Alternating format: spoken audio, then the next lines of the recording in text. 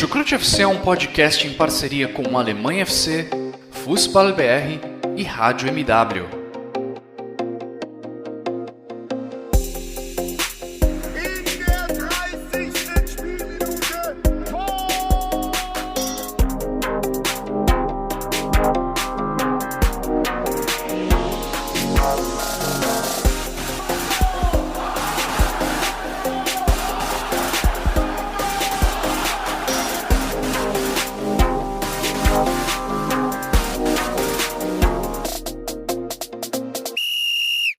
Sejam muito bem-vindos, fãs da Bundesliga. O meu nome é Guilherme Ferreira e eu recebo vocês para mais um episódio do Chucrute FC, dessa vez para falar sobre a 13ª rodada do Campeonato Alemão, a última rodada de 2020, um ano maluco em que tivemos interrupção do campeonato ainda na temporada passada, diversas rodadas sendo disputadas sem a presença do público, algumas com presença parcial do público nas arquibancadas.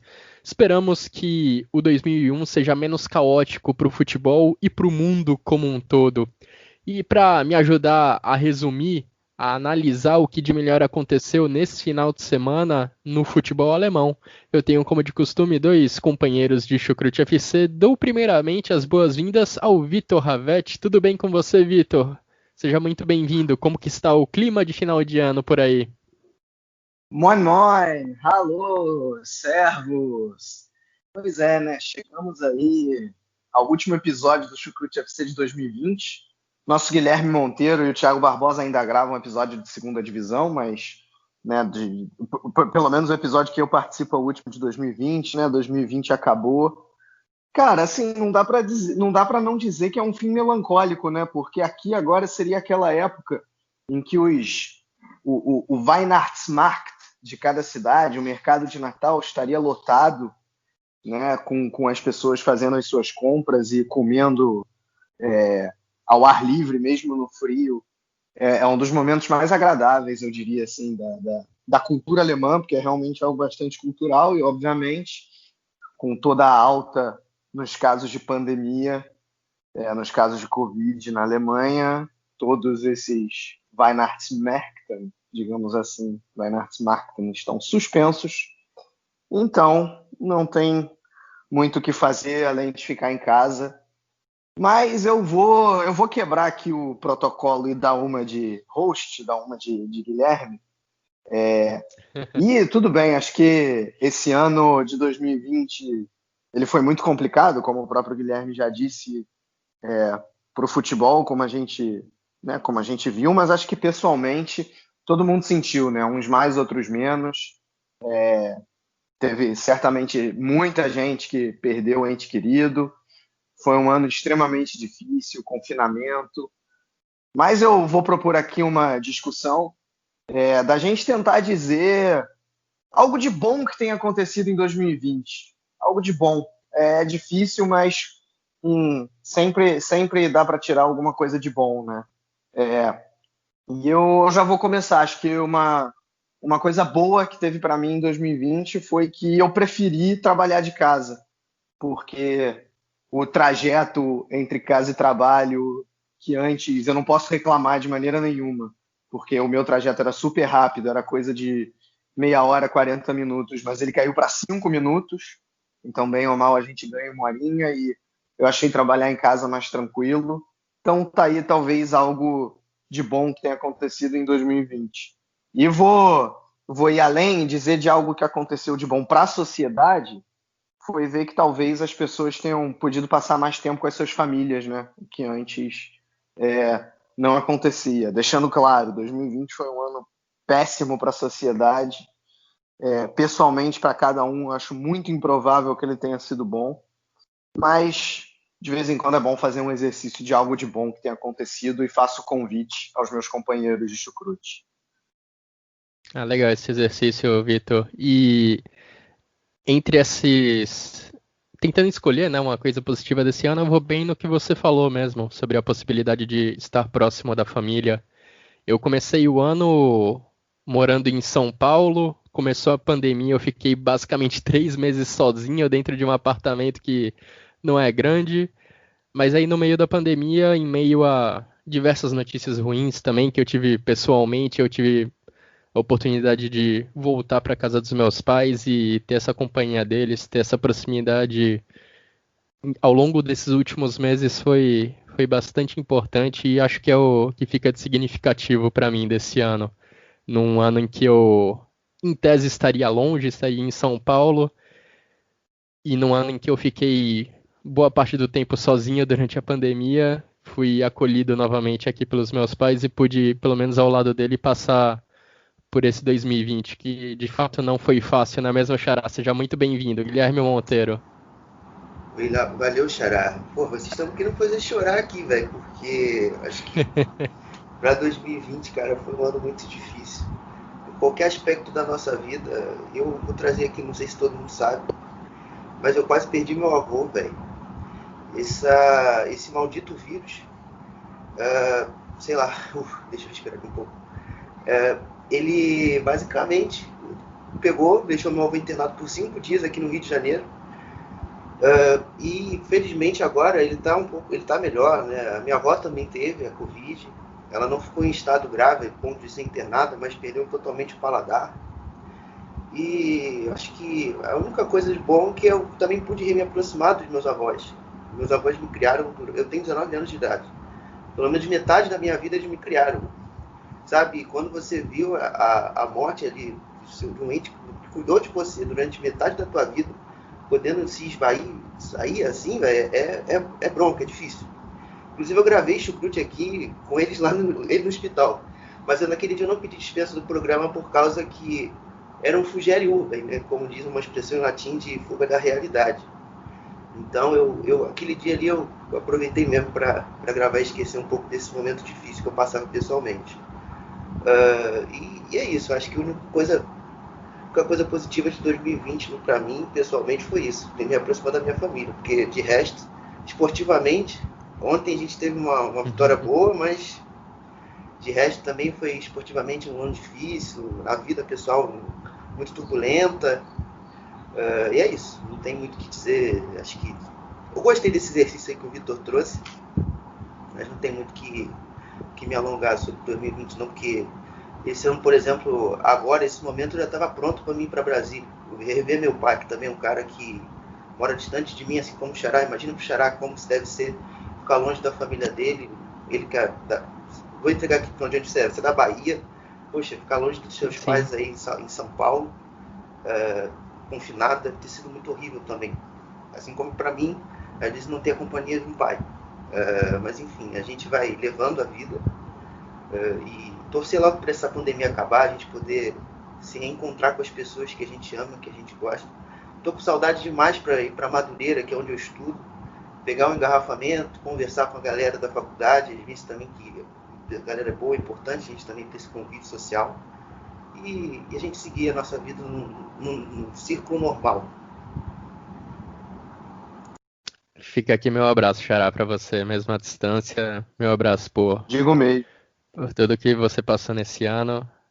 E 2021 há de ser um ano mais tranquilo para todos nós, um ano menos caótico. Temos muita confiança nisso. Mas vamos tentar manter essas coisas positivas, tentar manter nas nossas mentes essas coisas positivas que nos aconteceram em meio a esse tempo caótico. Bom, Vitor meio que nos quebrou, não é mesmo, Xará? Pô, mas cara, vamos seguir. Com certeza. Mas vamos seguir com esse episódio do Chucrute FC para falar da 13ª rodada da Bundesliga. Primeiramente, agradecendo aos nossos parceiros do Alemanha FC, do Fußball BR. Agradecendo, é claro, a todos também que nos acompanham, todos que nos acompanharam nesse ano de 2020. Fiquem para 2021 também. Se você está conhecendo o Chucrute FC por agora, a gente está disponível no Google Podcasts, no Spotify, no Deezer, em todos os agregadores de podcasts. Também disponibilizamos nossos episódios no YouTube.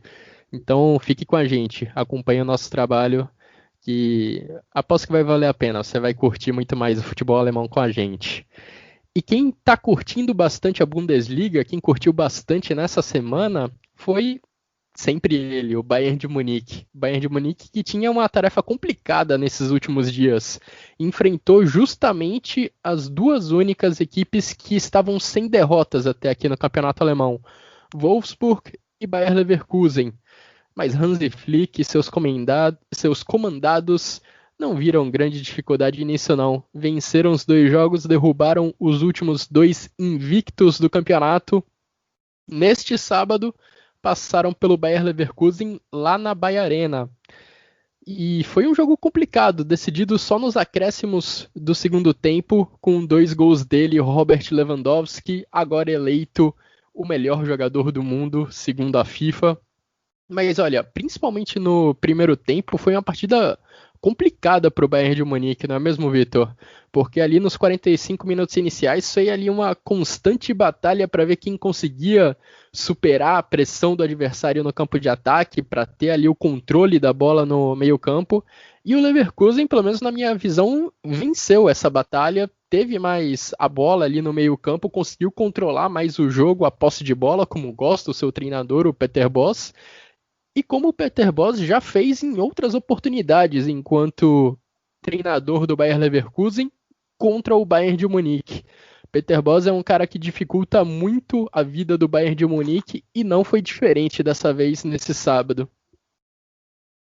Acho que foi bem isso que você falou, né? E eu confesso que eu até fiquei surpreso com a maneira que o jogo se desenvolveu, principalmente nesse primeiro tempo, porque se a gente for lá atrás e lembrar do duelo entre os dois no primeiro turno da Bundesliga passada, ainda antes da pandemia, o Hansi Flick tinha recém assumido a equipe, se não me engano, ou então era um dos últimos jogos do Kovac, mas seja como for, e o Bayer Leverkusen venceu aquela partida, mas com uma estratégia diferente, né? Foi um Bayer Leverkusen que esperou mais e tentava explorar a velocidade no contra-ataque. Dessa vez não, dessa vez foi um Bayer Leverkusen sem medo que eu digo, assim, realmente com essa pressão mesmo que você citou, tentando pressionar lá na frente, valorizando a posse de bola. O Bayer Leverkusen teve mais posse de bola que o Bayern de Munique no primeiro tempo. Na minha visão, foi até melhor. E, cara, por incrível que pareça, e aí já estendendo a análise para o jogo como um todo, e não só o primeiro tempo, cara, eu não acho que a defesa, por incrível que pareça, assim, a defesa do Bayer Leverkusen, em termos de sistema, não se portou mal. Não se portou mal, foi assim. Quais são, além dos 2 gols, foram raras as chances do Bayern de Munique na partida inteira, né? Era um time que pressionava bem, mas que quando o Bayern de Munique conseguia superar essa primeira pressão, o time se recompunha rápido e se defendia relativamente bem. Os 2 gols do Bayern de Munique, e eu não quero aqui de maneira nenhuma tirar o mérito do Bayern de Munique da partida, mas os 2 gols do Bayern de Munique foram presentes da defesa do Leverkusen e presentes individuais, né? Não foram exatamente erros de sistema. O primeiro gol, falha conjunta do Hradek com o Tá. Faltou o Hradek berrar, é minha. E o Tá sair da bola e o Hradek dar um soco para frente. Aí foram os dois, perderam, se complicaram completamente e a bola caiu no pé do Lewandowski. Aquilo ali não é um erro de sistema, né? É um erro claramente individual. No segundo gol, se ainda pode até dizer, porque tinha uma pressão do Bayern de Munique ali, então o Bayer Leverkusen não soube o que fazer com a bola, mas foi também mais ali um erro individual, mais uma vez, do Jonathan Tá, que entregou a bola para o Kimmich e aí acabou saindo o segundo gol. Então, assim, não foi, se você for olhar o desempenho, não foi um jogo ruim do Bayer Leverkusen, não. Talvez eu diria que a única coisa que tenha faltado é no segundo tempo, quando o Bayern de Munique teve mais a bola, mas quando o Leverkusen pegava a bola, ele tentava fazer uma coisa que ele não está acostumado a fazer, a colocar a bola longa, tentando se aproveitar da marcação alta, e aí entrar na velocidade. Só que não é algo que está acostumado a fazer, então errou na maioria das vezes que tentou executar essa ideia, diferente do Hoffenheim lá atrás. O Hoffenheim lá atrás adotou exatamente essa estratégia, só que com muito sucesso. No segundo tempo, o Bayer Leverkusen não conseguiu, na minha opinião, fazer isso bem, e acabou, por conta disso, né, não fazendo gols, não criando perigo, e não sofrendo no final com esse gol aí do Bayern de Munique e perdendo a partida. Mas, assim, continuo falando, o desempenho do Leverkusen não foi ruim. Já minha visão olhando com foco mais no Bayern de Munique, assim, algumas coisas. Primeiro, é o 7º jogo em sequência que o Bayern de Munique sai atrás no placar. E, incrivelmente, nos 7 jogos, a equipe conseguiu pontuar. Foram 4 vitórias e 3 empates, né? Isso, para começar, já demonstra uma força mental muito grande da equipe, de, no mínimo, empatar e, em alguns casos, até virar as partidas. Né? Eu acho que, inclusive, essa partida foi vencida no mental mesmo. Né? Agora, é um time que assim, não tem jogado bem, tanto defensiva quanto ofensivamente. O gol do Schick foi um golaço. Tiveram 2 chances iguais que o Wolfsburg teve na partida de quarta-feira. Só que naquela ocasião a bola não entrou. Né? Uma com o Bialek e outra com o Philipp. E agora parece que o Bayern de Munique, mais uma vez, deixou aquele espaço livre, dessa vez para o Schick finalizar muito bem e fazer um golaço. Né? Então a defesa não está bem. O ataque está dependendo absurdamente do Lewandowski e do Coman, que saiu machucado, então pode ser um problema. É algo assim que, se teve uma coisa que o Flick fez bem depois da saída do Kovac, foi transformar esse Bayern de Munique num time coletivo. Eu não quero dizer aqui que hoje o Bayern de Munique está um time igual ao que estava quando era com o Kovac, de maneira nenhuma. É um time muito, muito mais qualidade. Mas é o time que, desde que o Flick assumiu, mais se aproxima daquele do Kovac, porque está dependendo mais da individualidade do Lewandowski. E agora do Coman, na ocasião com o Kovac era mais do Gnabry. Leroy Sané entrou e saiu, né? E não, assim, verdade é que não está indo bem. O Flick até deu uma entrevista após jogo dizendo que era a decisão que ele tinha que tomar e que com o Musiala ele tinha mais chance de vencer a partida, e isso ficou provado. Mas enfim, é um Bayern de Munique que ganha na força mental, que tem uma individualidade muito forte. Claro que ainda tem um coletivo muito forte, que nessa partida é incrível, né? Bastou o Kimmich voltar, jogar aí 25 minutos, que ele já chegou, acertou ali na marcação-pressão e deu assistência para o Lewandowski. Fez total diferença nesse Bayern de Munique, como a gente já vinha falando. Mas assim, achei, em termos de chances, um jogo talvez que não tenha sido tão bom, mas um jogo que acho que agradou aos olhos de quem estava, né, de quem estava querendo ver um jogo bom. Kimmich impressionante mesmo, né? Uma recuperação física mais rápida do que se esperava. Entrou no jogo quando também eu, pelo menos, não esperava. E quando entrou, resolveu a parada. Foi ele quem forçou o erro do Bayer Leverkusen, já nos acréscimos do segundo tempo, no lance em que Robert Lewandowski fez o segundo gol da partida, o gol da virada. Agora, Xará, realmente chama a atenção como os pontas do Bayern de Munique, exceto o Coman, não vivem boa fase. E para piorar, o Coman saiu machucado nessa partida contra o Leverkusen. E aí Sané e Gnabry, que ficaram em campo durante boa parte do jogo, não conseguiram resolver. O Bayern de Munique até acionou eles em velocidade em alguns momentos. O Bayern teve até algumas oportunidades de contra-atacar, de atacar o Leverkusen, enquanto a defesa do Leverkusen não estava ali bem posicionada.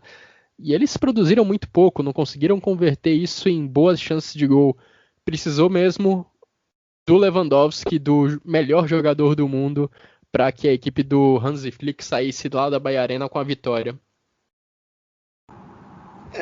Esse problema das pontas do Bayern é até um pouco reflexo que a gente falou lá no primeiro programa da temporada sobre a temporada 2021. Questão da parte física, né? O Sané é um cara que se machuca igual bebe água. É um cara assim, muito bizarro nesse sentido. O Gnabry, de fato, também não vem numa temporada muito boa. Eu acho que esse excesso assim, de jogos, de uma sequência muito grande, a gente já viu que o Bayern se destacou exatamente pelo aspecto físico, mas, gente, ninguém é robô, cara. Ninguém consegue manter um padrão durante uma grande sequência, ainda mais que foi nesse mês de dezembro, que pegou o Bayern e fez igual um laranja para você fazer um suco, espremeu mesmo. Então, tá difícil você manter o mesmo perfil físico e técnico. E todo mundo sabe que esse fator são preponderantes dentro do jogo. E nisso aí, esses dois atletas estão deixando a desejar. E eu acho que é até interessante mesmo essa saída que o Flick tem usado. Você, às vezes, colocar um mais um meia, você, às vezes, tentar povoar o meio campo com o Musiala. Até mesmo jogar com o Musiala talvez um pouco mais aberto, também pode ser uma outra solução. Também vejo o Roca com um pouco mais de condição, caso esses jogadores não possam, como não estão rendendo, óbvio, também não possam agregar tanto. Vejo também como outra opção, até mesmo junto do Kimmich, você talvez fazer um meio campo até com uma formação um pouco diferente, Goretzka, Kimmich e Roca, porque Roca e Kimmich são jogadores assim, de uma característica bem próxima, talvez a diferença técnica um Kimmich um pouco acima, mas e que nesse início de temporada foi até bem subaproveitado na minha visão, porque durante esse efeito Kimmich que eu citava, ele é um cara muito mais interessante ali do que ao invés de usar o Tolisso ou o Rafa Martins ali na condição. Mas a questão do Roca é uma coisa até um pouco além, pode ser uma questão de adaptação que não tenha sido tão utilizado. E é isso que fica aqui, eu estou na especulação também porque ele não vem entrado. Mas é isso, eu acho que o Leverkusen, por sua vez, me surpreendeu bastante. A questão, não esperava talvez um controle com bola tão grande. Eu vendo boa parte do primeiro tempo, eu fiquei na minha mente, poxa, eu acho que é a primeira vez que eu vejo uma equipe conseguir controlar o Bayern das duas formas, tanto com e tanto sem bola. Porque o Bayern não conseguia ter a posse ali para cima o tempo todo. O Leverkusen conseguia circular bem, conseguia sair bem da pressão, como o Vitor falou. E é isso. Acho que o ponto do Leverkusen é ainda mais positivo. O que é triste é a questão das falhas individuais, né? Porque você vê que o Leverkusen vinha jogando bem, tendo uma sequência boa, às vezes você falha dessa forma e pode dar uma baqueada em você e te complicar para uma sequência no futuro. Acho que também no sentido de hierarquia do Bayern, eu acho que ficou mais claro também isso. Porque o Bayern hoje é uma equipe que tem hierarquia técnica e psicológica. Você vê que todos os jogos que o Bayern, por mesmo que ele saia atrás, ele não consegue perder o controle do jogo. Ele sempre está ali com a cabeça focada, consegue se encontrar algo maior, uma força ali, para fazer com que ele chegue até o empate e às vezes até a virada, como foi nesse jogo. Eu acho que para a gente conseguir quebrar essa hegemonia, tanto nesses dois aspectos, além do tático, é uma questão de você fazer o mais difícil, que é ganhar o campeonato. Que aí, a gente tem confiança, a gente sabe do nosso potencial, mas a gente ainda não é imbatível. Então, acho isso aí, falando no ponto de vista do Bayern, dos adversários, né, o Borussia, enfim, dos outros, isso aí, a gente tem condição de vencer o Bayern também. E é isso aí. Aí a Liga começa a retomar um ciclo de competitividade no sentido de conquista e disputa de título. E é isso que eu acho que todo mundo quer, no fim das contas. O Bayer Leverkusen, acho que ele quis ilustrar o meu comentário do último Chucrute FC, quando eu falei que a equipe estava evitando esses erros grosseiros na defesa, evitando esses passes errados que entregavam um gol de bandeja para o adversário. Tudo que o Leverkusen, que eu vim elogiando no Leverkusen por não fazer até que nessa temporada, a equipe fez nesse jogo contra o Bayern de Munique. Os erros da temporada passada se repetiram nesse jogo contra o Bayern de Munique e a equipe do Peter Bosz acabou, de certa forma, entregando um pouco a vitória para o Bayern de Munique, sem querer tirar méritos da equipe bávara, que também fez por merecer, também estava lá para, de certa forma, forçar e aproveitar essas falhas do Bayer Leverkusen. E vocês comentaram muito sobre a capacidade do Leverkusen sair da pressão do Bayern de Munique. Eu gostaria, antes de pular para o próximo tema, citar o Edmond Tapsoba, zagueiro que chegou no início de 2020 e que vem sendo uma enorme revelação sob as mãos do Peter Bosz. Ele era muitas vezes o responsável por fazer o Bayer Leverkusen sair dessa pressão, dessa marcação um pouco mais adiantada do Bayern de Munique, que não é tão sufocante quanto era no final da temporada passada, na reta final da última Champions League, mas ainda assim é capaz de forçar erros, e a tranquilidade, a calma do Tapsoba, além da qualidade dele para dar um passe vertical e fazer o time avançar em campo, é realmente impressionante. Curiosamente, o primeiro gol do Bayern de Munique saiu justamente após um passe errado do Tapsoba, mas isso não apaga a qualidade dele no passe, não apaga a boa atuação que ele teve nesse jogo de líderes. E pulando para o próximo tema, a gente vai falar sobre outro jogo que era bem esperado pelo bom desempenho de duas equipes. Bom desempenho nessa temporada, Wolfsburg e Stuttgart. Mas esse jogo começou bem antes da bola rolar, porque tivemos alguns desfalques sérios do lado da equipe do Oliver Glasner, do lado da equipe do Wolfsburg, porque ali, poucas horas, se eu não me engano, há cerca de 2 horas do início da partida, o Wolfsburg anunciou que 5 de seus jogadores estavam sendo colocados em quarentena. 2 deles, Arnold e Roussillon, foram diagnosticados com Covid, enquanto o Philipp Schlager e o Sears Leben, um garoto jovem que é pouco utilizado pelo Oliver Glasner, foram também isolados, colocados em isolamento por precaução, por terem contato próximo, né, com pessoas infectadas pelo Covid. Agora, dentro de campo, o Wolfsburg não se abalou tanto por esses desfalques, venceu o Stuttgart por 1-0 e Xará teve uma atuação bem digna, conseguiu anular ofensivamente essa equipe do Stuttgart por uma grande parte da partida, por grandes parcelas do jogo. O Stuttgart, que antes vinha fazendo boas atuações, conseguindo marcar muitos gols em suas partidas, dessa vez produziu bem menos. Eu acho que foi um jogo até mesmo pra gente ver de teste, né? Até que ponto esse Stuttgart pode chegar sem depender tanto assim da principal característica do time, que é o jogo em velocidade, o jogo em transição. E o jogo inicialmente foi me passando uma ideia um pouco diferente do que eu tinha em mente. Que era um Stuttgart que sabia também jogar mais, tendo que construir mais, tendo que trabalhar um pouco mais a bola. Os primeiros 15, 20 minutos ali do Stuttgart foram muito bons. Usando muito o Zosa para sair jogando, saindo a bola mais longa, né? Já que o foco do jogo do Stuttgart era usar muito o Wamangituka e o Koulibaly pelos lados. Eles desempenharam um bom nível, junto com o Didado também, que eu gostei bastante, apesar de algumas pessoas acharem que eu já estou em 2013, 2014 falando de Didado. Para mim ele não é um grande jogador, mas enfim, não podia cair no meio desse lance, né? Mas enfim, o Wolfsburg depois também veio para o jogo, conseguiu desempenhar melhor também nesse mesmo sentido, no sentido de se organizar mais ofensivamente, usando bastante também os seus pontas, dessa vez o Steffen e o Brekalo, mas o Brekalo nesse jogo em si não foi tão bem, um cara que teve muita dificuldade até mesmo de dominar uma bola, escorregou diversas vezes no campo, não foi tão produtivo. Eu acho que o ponto alto do jogo do Wolfsburg foi muito Baco, pelo lado direito, um cara que dentro dessa estrutura do Oliver Glasner, ele já foi um pouco de tudo, já foi lateral direito, como foi hoje, já foi ponta direita, como foi contra o Eintracht Frankfurt e contra o Bayern foi volante também. Enfim, e tá sendo útil, muito bem nas 3 funções. Esse cara aí eu acho que é o cara que eu queria no meu time, bom em todos, nas 3 posições diferentes. E é isso. E o Wolfsburg no segundo tempo fez com que o volume que ele teve no primeiro se traduzisse em gol. Uma falta, né, o chute do Brekalo, ela desvia, um bate-rebate maluco ali, e o Zilas Wamangituka da Lazar, e a bola vai pro gol. O gol do Wolfsburg teve um grande componente de sorte mesmo, a cobrança de falta que acabou virando um pinball dentro da área do Stuttgart e acabou entrando mansamente pro gol.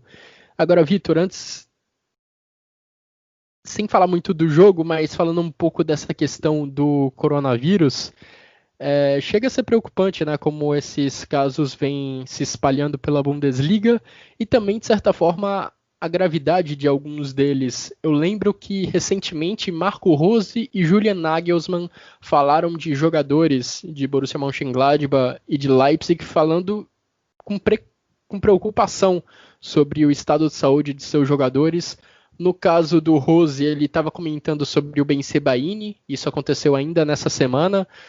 E no caso do Julian Nagelsmann, ele estava falando do Hwang, que já foi contaminado pelo coronavírus há algumas semanas e não jogou mais em 2020, vai voltar só no ano que vem.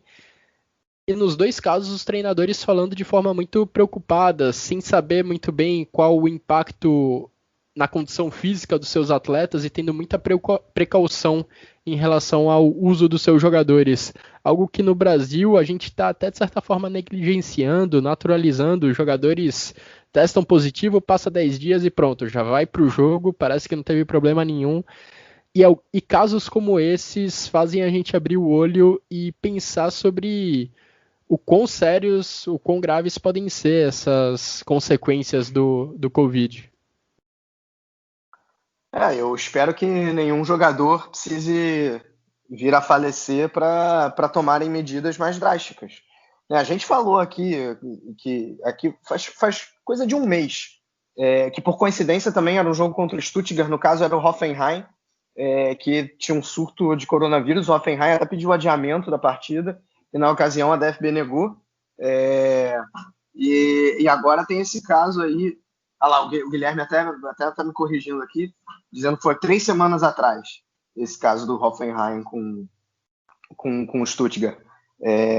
E na ocasião foi negado porque não teria calendário, né? A grande verdade é que a gente está aqui comentando sobre futebol, tem jogos interessantes, mas principalmente com esse aumento de casos absurdos que a gente vê na Alemanha e agora essa segunda onda no Brasil também, na minha opinião, não era para estar tendo futebol, mesmo que você faça a testagem em massa dos jogadores, né?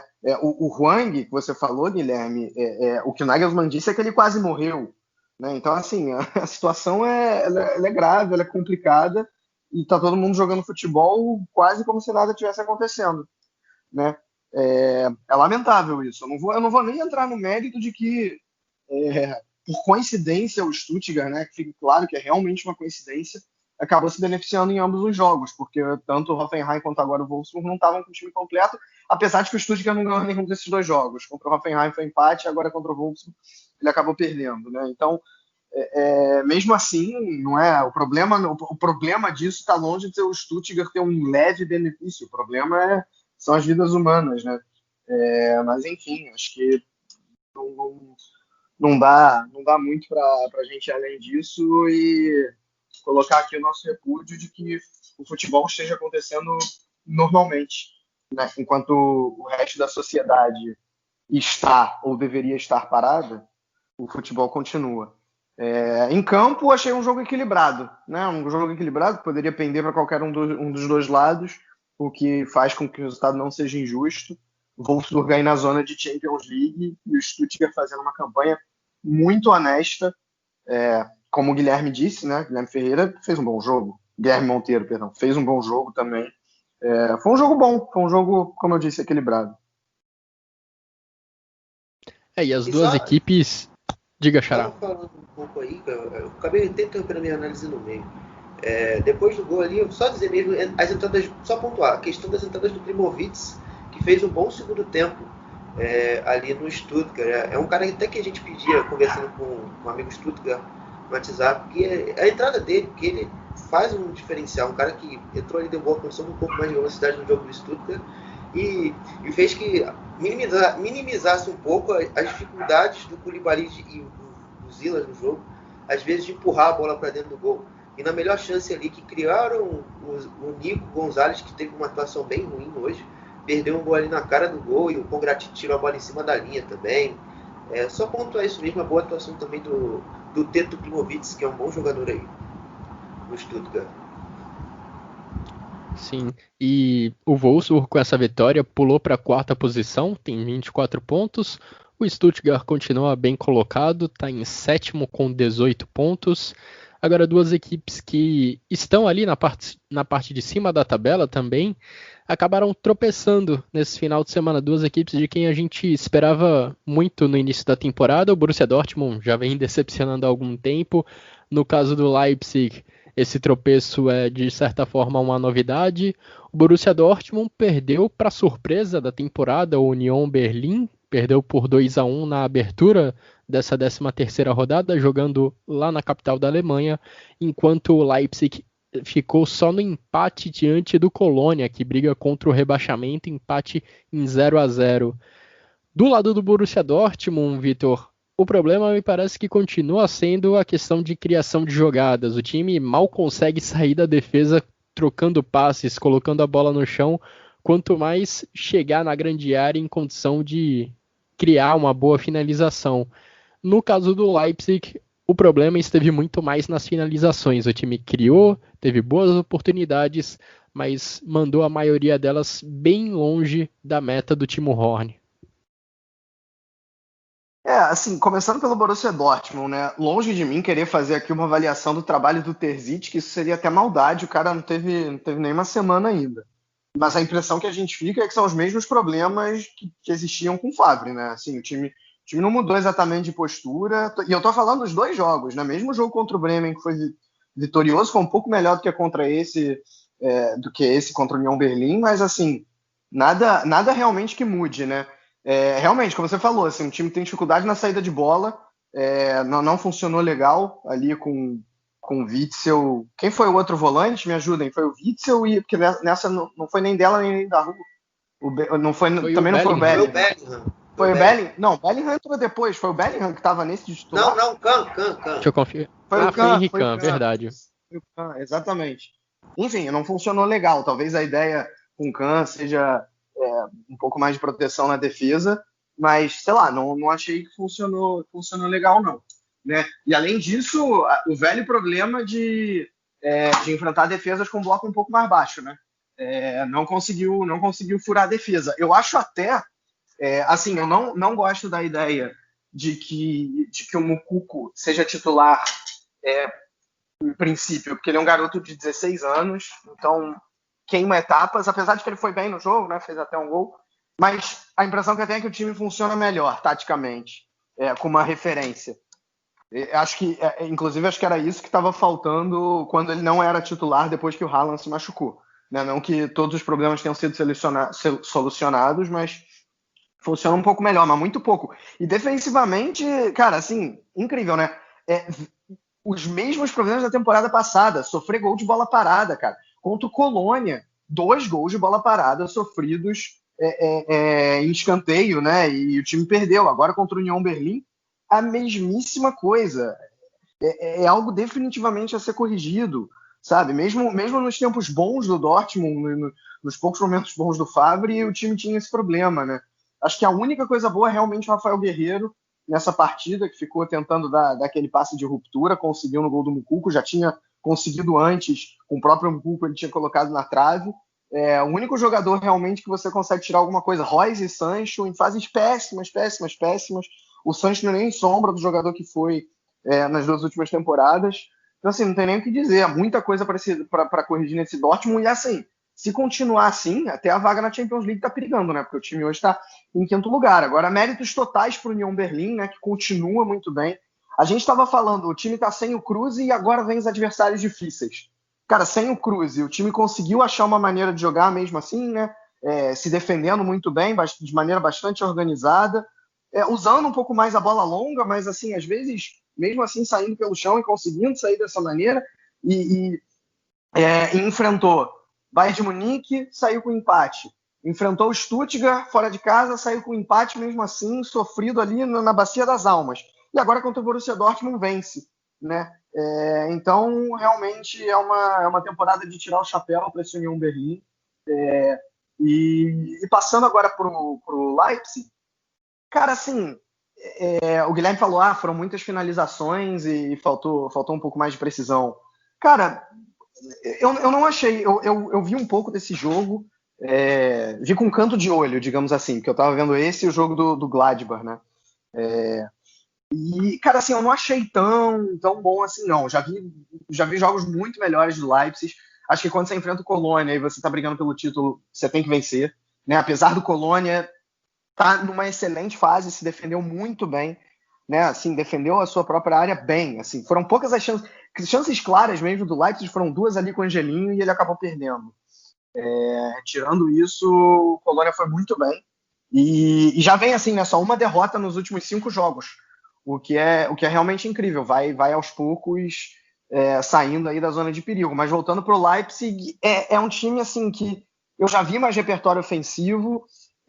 Tudo bem, ele estava sem o Forsberg, sem o Olmo, né, colocando o Haidara atuando mais como avançado, junto com o Sabitzer e com o Poulsen.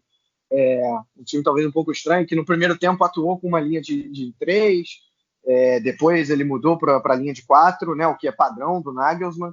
Melhorou um pouco até, mas ainda achei um jogo bastante aquém desse Leipzig, e palmas para o Colônia.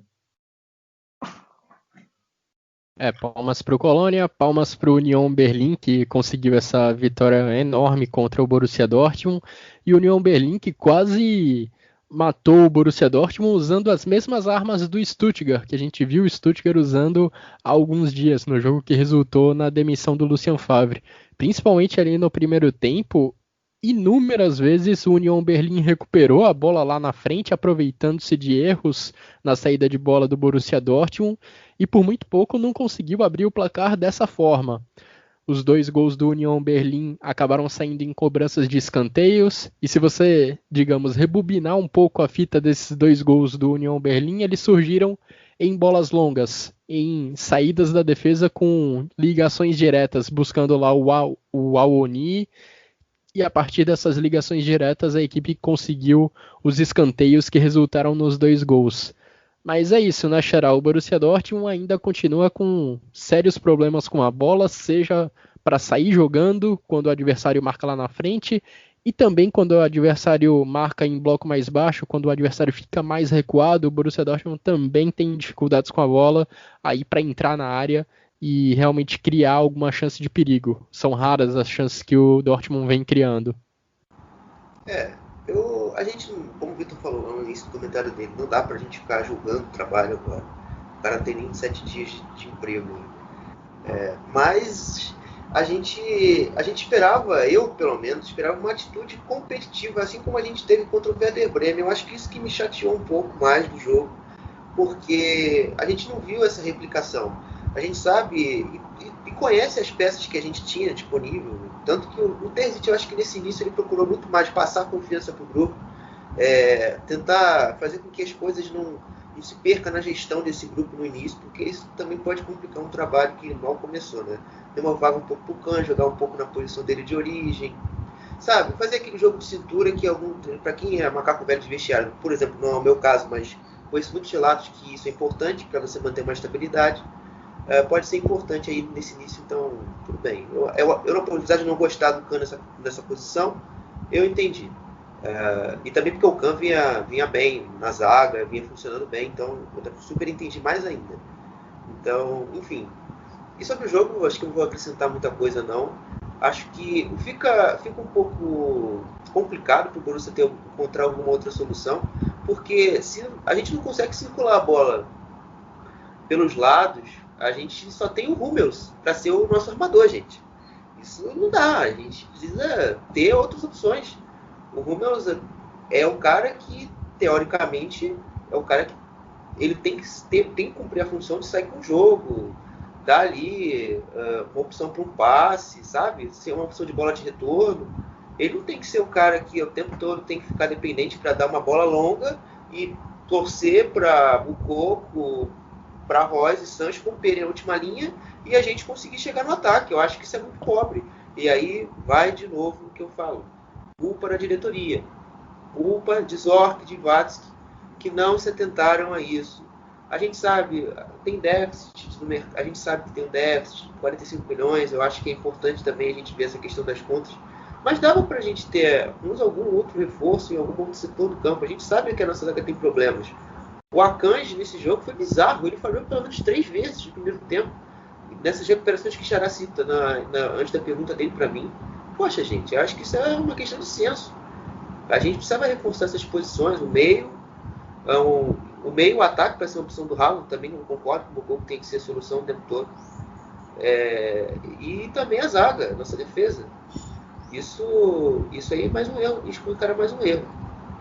Zorc, acho que aquela imagem do Zorc quando passa no segundo gol do Friedrich é uma das coisas mais emblemáticas do jogo, porque acho que ali ele reconhece ali que também a culpa também não era só demitir o Fábio, sabe? Não porque eu não quisesse que o cara ficasse, mas que ele também acho que também está começando a sentir que eles lá também têm culpa de não ter entregado o melhor para o treinador trabalhar. E aí a gente está vendo aí no campo equipes que têm, teoricamente, um orçamento inferior ao nosso, desempenharem jogos muito melhores que a gente. E é isso. Acho que frustração é o sentimento que a gente tem desse jogo. E uma necessidade de mudança de perspectiva agora rápida, né? Porque o campeonato também está se esvaindo tempo. O campeonato já está quase na metade. E a gente está muito atrás ali, até mesmo para a gente tentar se manter ali estável numa disputa de Champions League.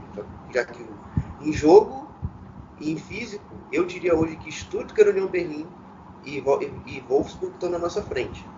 Então esse período agora, um pouco depois da Copa da Alemanha, um pouco mais sem jogos, vai ser importante também para a gente recuperar esse aspecto físico. Os 4 primeiros colocados da Bundesliga só tem uma derrota até aqui no campeonato. O 5º colocado, o Borussia Dortmund, já tem 5 derrotas. Uma diferença bem grande para esses 4 primeiros que atualmente estão nas posições que levam à UEFA Champions League.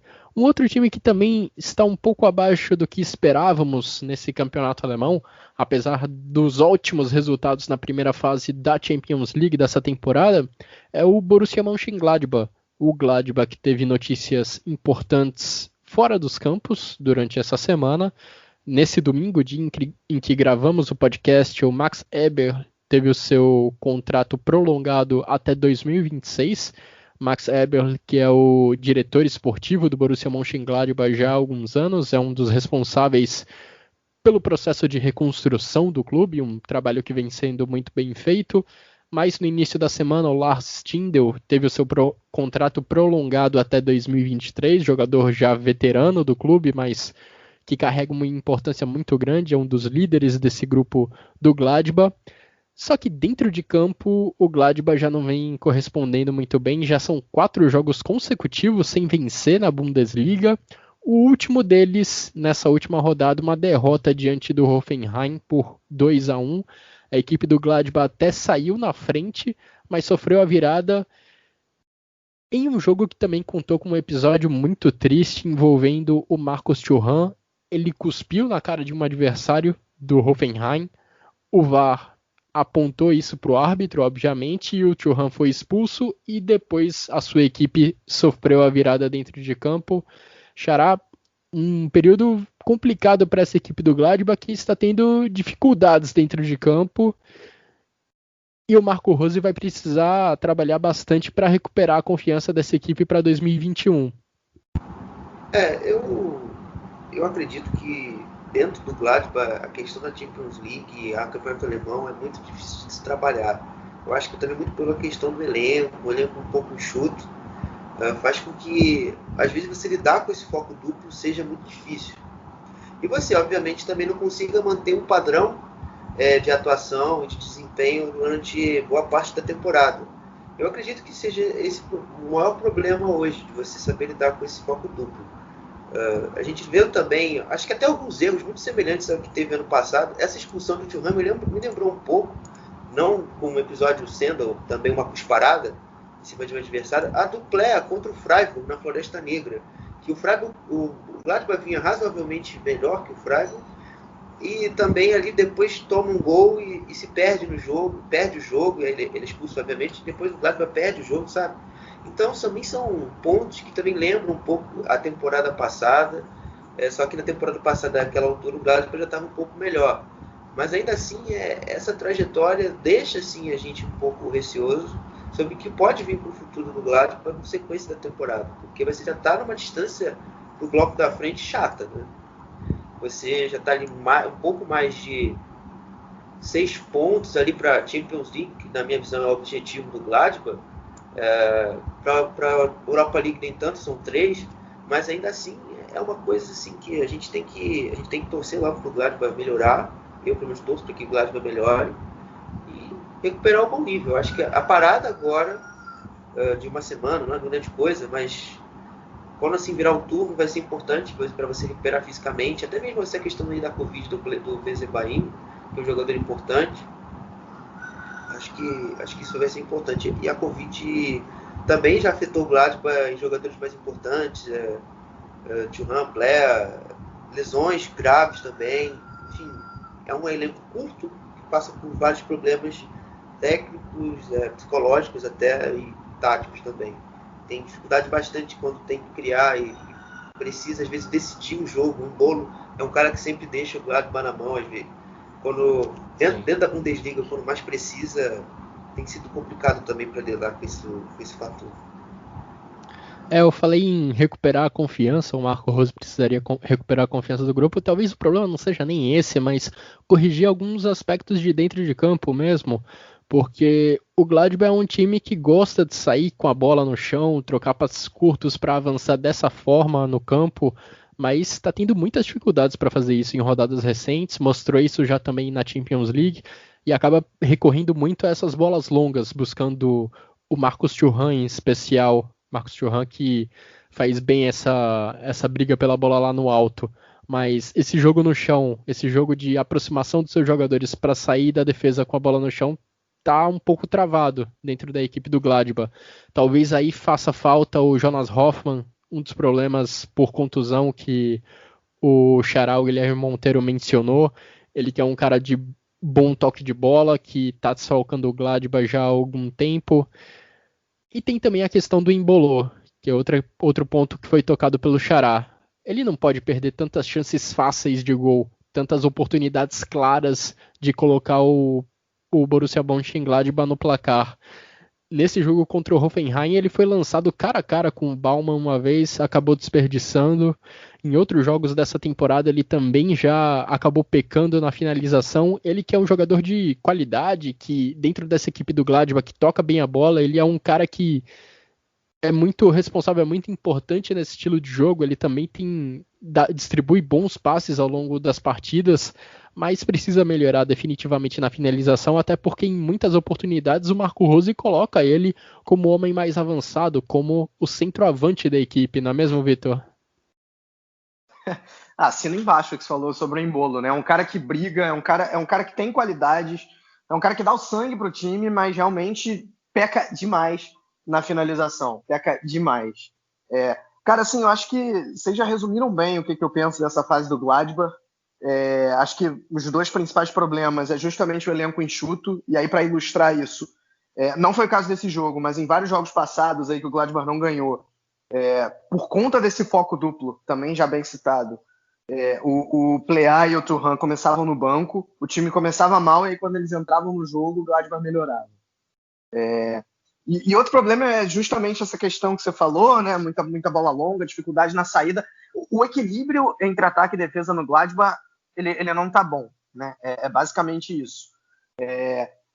Entre os 8 primeiros, o Gladbach tem a pior defesa, são 22 gols sofridos, e o ataque tá ali na média, né? Tirando o Bayern de Munique, que tá fora da curva, são 39 gols, você vê todo mundo ali entre os acima ali dos 24 gols, quando você olha os 8 primeiros, né? Então, assim, tá razoável. Ou seja, isso, na minha opinião, não é exatamente um problema individual dos zagueiros do Gladbach, é mais um problema de sistema mesmo. Enfim, então é definitivamente algo a ser corrigido. Cara, essa questão do Thuram aí, do cuspe, só para deixar claro, assim, é até engraçado, o Marco Rose, ele, ao final da partida, ele se desculpou pela atitude do Thuram e falou uma frase que deixaria orgulhoso o nosso Pofechou Luxemburgo. Disse que isso não pertence ao futebol. Agora, assim, isso definitivamente não pertence ao futebol e é muito possível que ele pegue... Cara, ele vai pegar no mínimo 5 jogos de suspensão. Foi inclusive o que aconteceu com o Kabak em episódio semelhante, ou na primeira ou na segunda rodada no Schalke, nessa temporada já. E naquele caso foram 5 jogos. No mínimo ele vai pegar 5 jogos, se não for mais, e vai prejudicar muito a equipe do Gladbach, porque ele é muito importante para essa equipe, um jogador inteligentíssimo, vai fazer falta, né? E, cara, assim, vamos enaltecer também o Hoffenheim, né? Conseguiu vencer. O Hoffenheim tá com o mesmo problema do Gladbach de foco duplo, né? Só que no caso do Hoffenheim é a Europa League. É um time que muitas vezes também tem um desempenho melhor do que o resultado, também ataca bem, mas não defende tão mal. E nessa partida acabou levando a melhor. Kramaric muito bem. Enfim, e tá aí no meio da tabela. Hoffenheim que passou muito tempo dessa temporada sem o Kramaric. Por contusão, por Covid, e o principal jogador do Hoffenheim ficou fora de combate por um longo período. Agora ele está de volta e contribuindo para a equipe do Sebastian Hoeneß.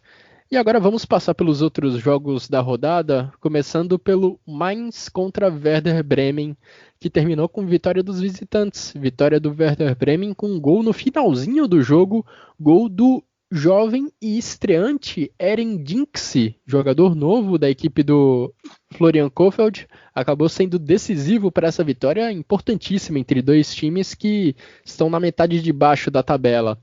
Ainda no sábado também tivemos a vitória do Eintracht Frankfurt também fora de casa. A Eintracht Frankfurt venceu por 2-0 e quebrou uma sequência de 9 jogos sem vencer na Bundesliga, sequência terrível que foi colocada ao fim. E o Eintracht Frankfurt também teve uma novidade, teve o brasileiro Tuta em campo, zagueiro brasileiro que ainda não teve muitas oportunidades sob o comando do Adi Hütter, mas teve essa oportunidade, saiu como titular na equipe do Eintracht Frankfurt. Ainda no sábado tivemos, adivinhem, uma nova derrota do Schalke 04, dessa vez diante do Arminia Bielefeld. Lembrando, nessa semana o Schalke 04 também perdeu para o Freiburg. Depois da derrota contra o Freiburg, Manuel Baum foi demitido. Já é a segunda troca de treinador do Schalke 04 nessa temporada. O Schalke recorreu a uma velha solução lá por Gelsenkirchen, contratou Huub Stevens, treinador que já está na sua 4ª passagem pelo clube, que já teve seu sucesso por lá, mas nem ele, pelo jeito, conseguiu dar um impulso novo, conseguiu dar uma motivação inicial nova para essa equipe, que num confronto direto para sair ali da zona de rebaixamento, ou pelo menos para ganhar algum terreno nessa briga contra o rebaixamento, Schalke acabou derrotado por 1-0. Eu até brinquei com o Xará no último podcast, quem sofria mais, o torcedor do Botafogo ou do Schalke? O Botafogo ontem venceu, o Schalke ainda aguarda pela sua vitória, e tá só 2 jogos do recorde do Tasmania Berlim, que ficou, lembremos, 3 jogos, 2 em empatar, não? Não, o Tasmania são 31 e o Schalke chegou a 28, não é isso? Acho que chegou a 29 o Schalke. Já chegou a 29? Ih, rapaz, então eu tô... Podemos confirmar errado aqui, mas acho que foi 29.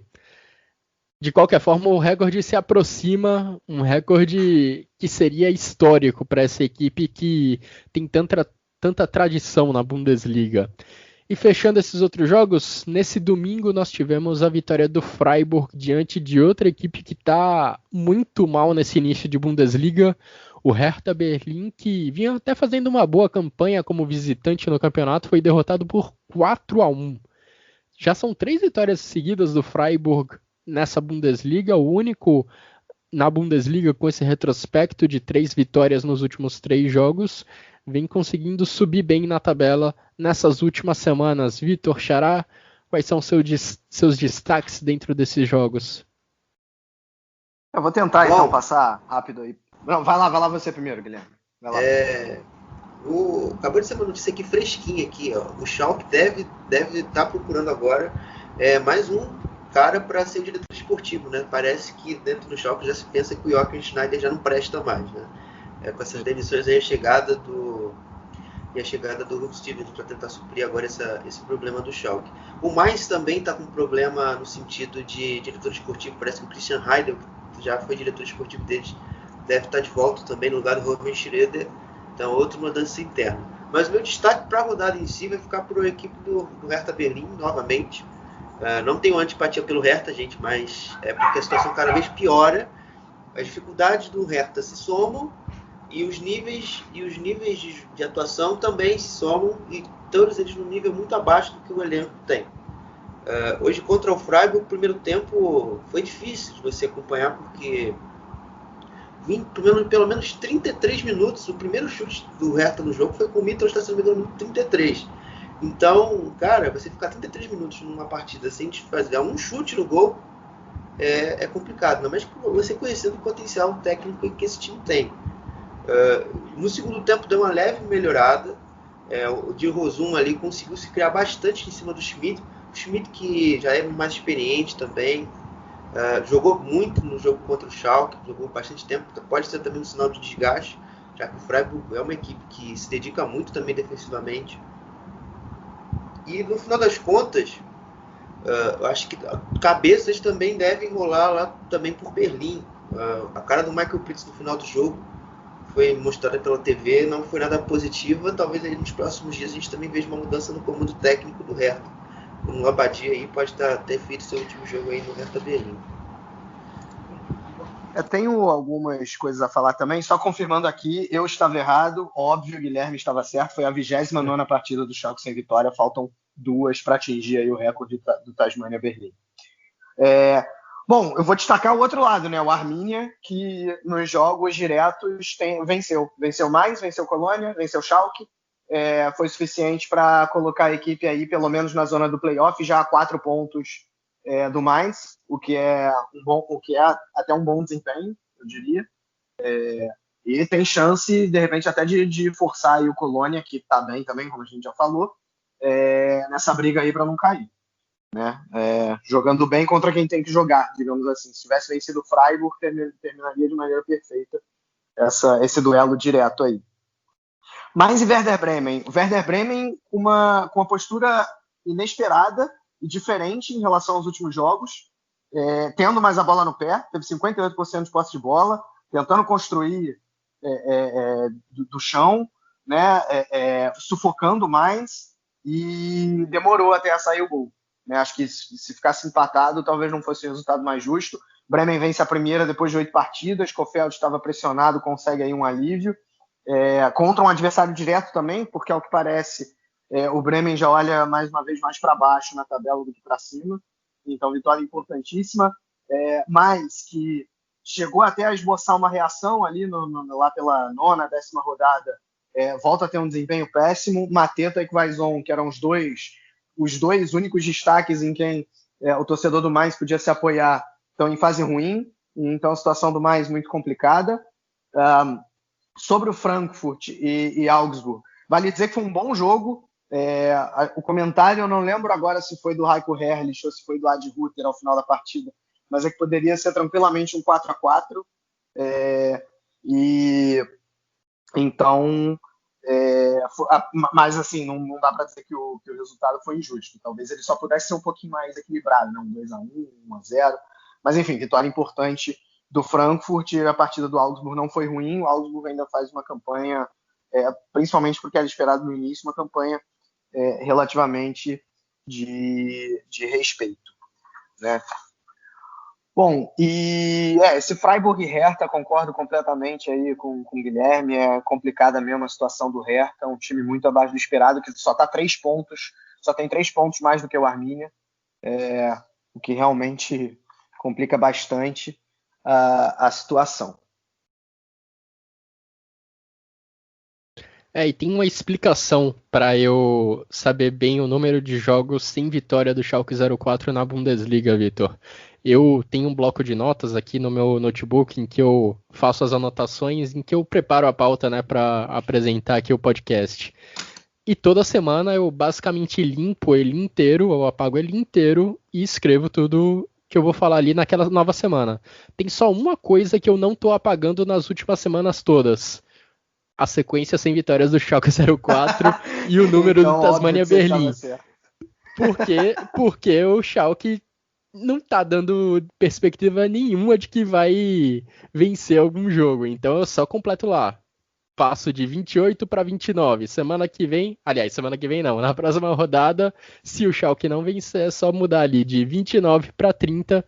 E assim até o Schalke conseguir uma vitória na Bundesliga. Perfeito, excelente.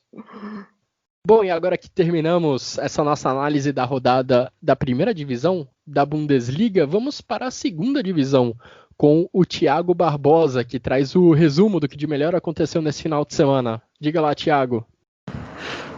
Salve, salve pessoal do Chucrute FC, quem está falando é o Thiago Barbosa. Falar dessa rodada da Svete Liga que aconteceu nesse fim de semana.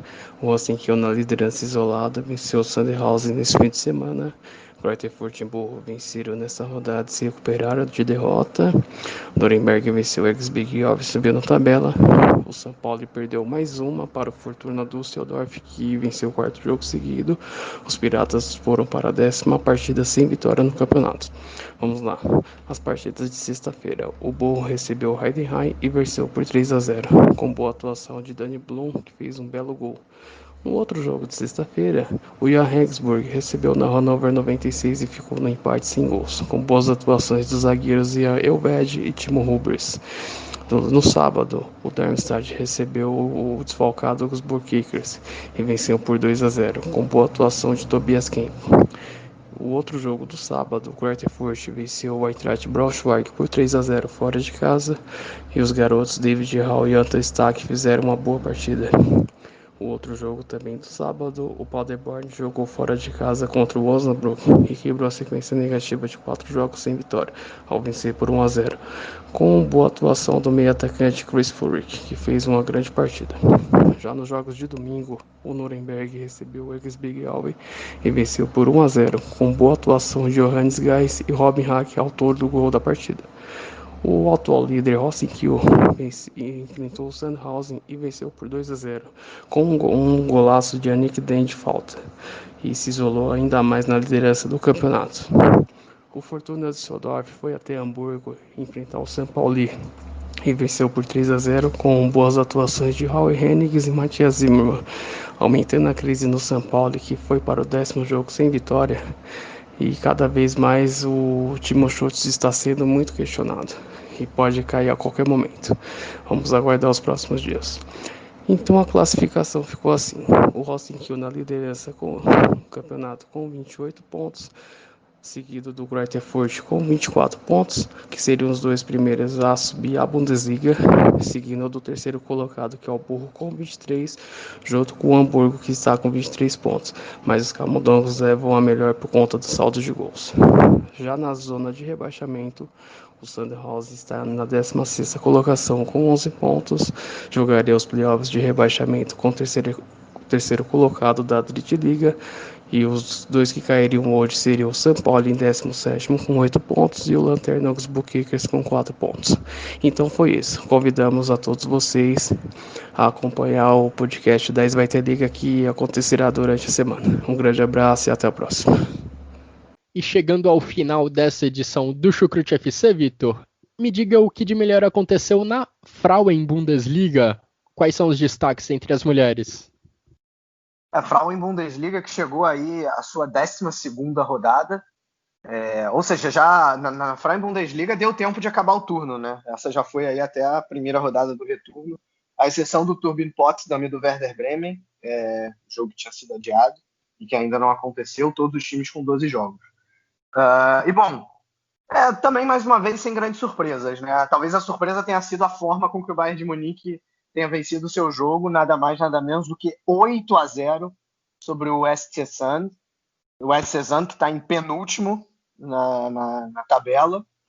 O Bayern de Munique não tomou conhecimento, chegou aos 36 pontos, mantém 5 de vantagem sobre o Wolfsburg, que também, sem surpresas, venceu o SGS Essen por 2-0 e está aí na vice-liderança. Né? Importante a vitória do Hoffenheim justamente sobre o Turbine Potsdam, porque esses dois times, a gente comentou semana passada, brigam diretamente pela terceira vaga na UEFA Champions League feminina da próxima temporada.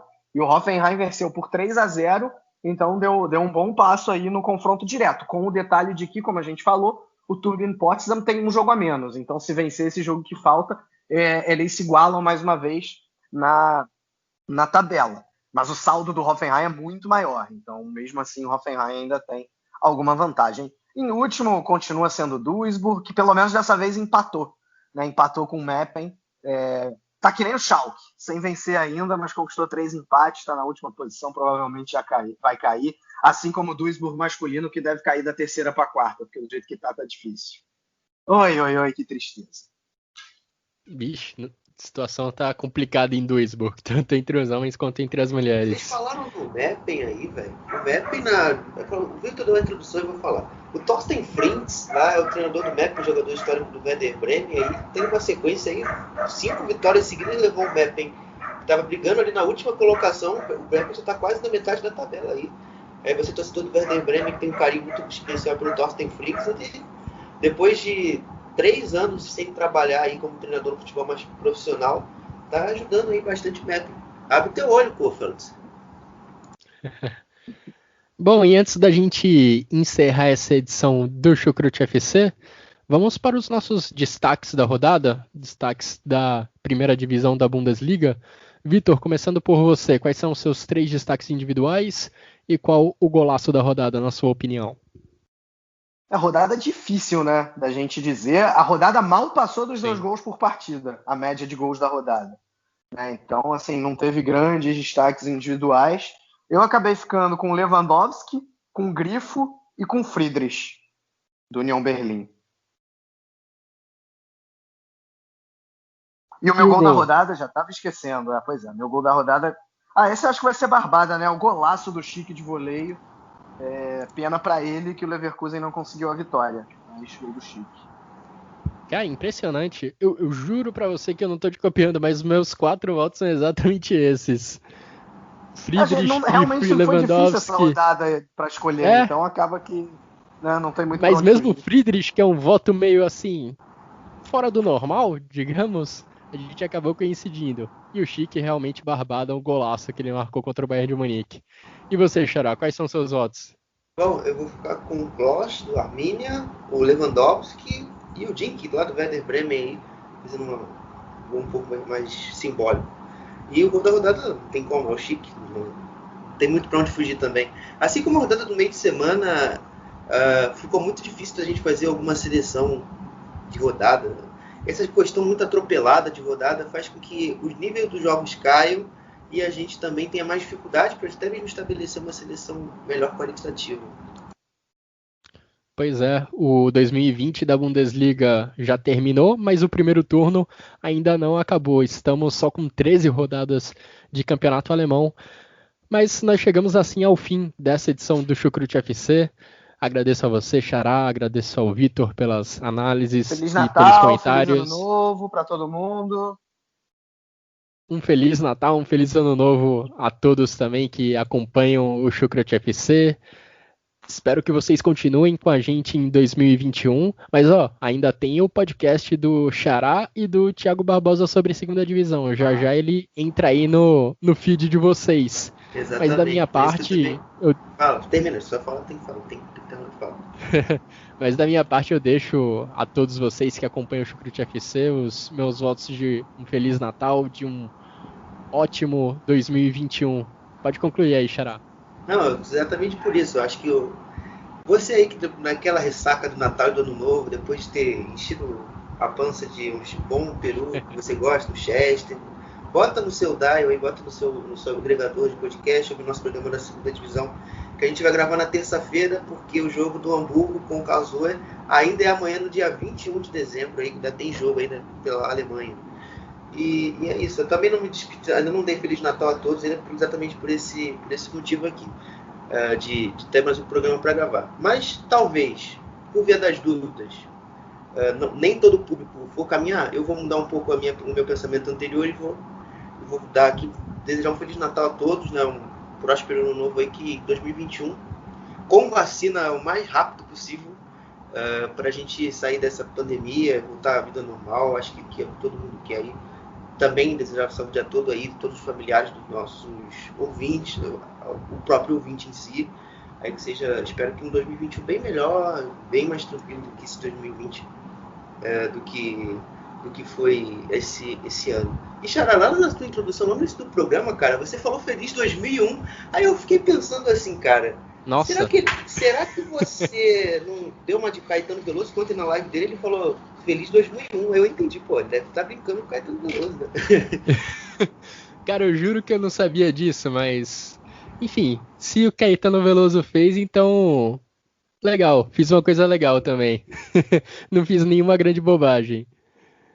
E finalizando essa edição do Chucrute FC, eu convido todos vocês a fazerem o mesmo exercício que o Vitor Ravetti nos sugeriu, que reflitam sobre os momentos positivos que vocês tiveram nesse 2020, que pensem nos momentos pelos quais vocês foram gratos, para que a gente possa começar o 2021 da forma mais positiva possível.